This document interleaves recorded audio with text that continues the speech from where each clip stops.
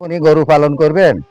আপনি গরু পালন করতে হলে আপনাকে ঘাসের চাষ করতে হবে, গরুর খাদ্য চাষাবাদ করতে হবে।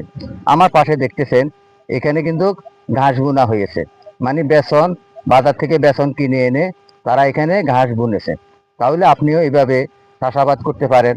আপনি 10 থেকে 15টা গরু পালন করতে পারেন। চলুন আমরা কিভাবে ঘাস রোপণ করেছে, ঘাসের চাষাবাদ করেছে এক নজরে দেখে আসি। এখানের খামারিরা যারা খামার করছে গরুর, তারা এইভাবে ঘাসের চাষাবাদ করছে। এখান থেকে ঘাসগুলো কেটে নে এক সাইড দড়ি কাটতে কাটতে আরেক সাইড যাওয়া পর্যন্ত কিন্তু তাদের ঘাস আবার পিছন দিয়ে উঠে গেছে। তারা এখানে লাগাইবে একবার, কিন্তু সেখান থেকে ঘাস কাটবে বারবার। তাই তারা এখান থেকে ঘাস কেটে বাড়িতে নিয়ে যায়।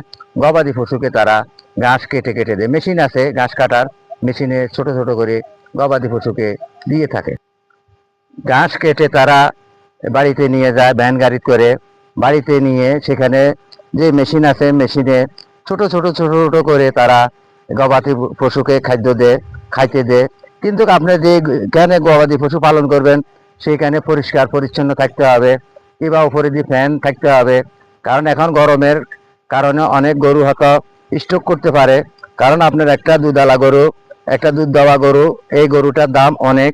কারণ 2 লাখ, 2.5 লাখ, 3 লাখ টাকা দিয়ে একটা গরু কিনতে হয়। সেরকম ধরনের একটা গরু যদি আপনার অ্যাক্সিডেন্ট হয়ে যায়, তাহলে আপনি অবশ্যই সেখান থেকে লস গুনতে হবে আপনাকে। তাই আপনারা গরু পালন করবেন, এইভাবে গবাদি পশুর খাদ্য চাষাবাদ করবেন।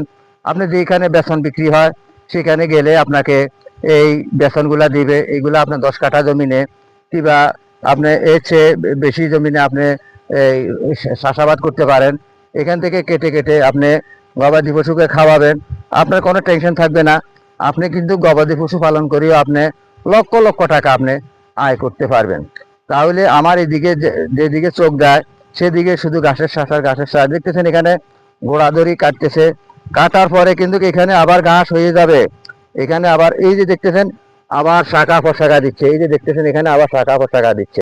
তাই আপনারা এইভাবে ঘাসের চাষাবাদ করতে পারেন।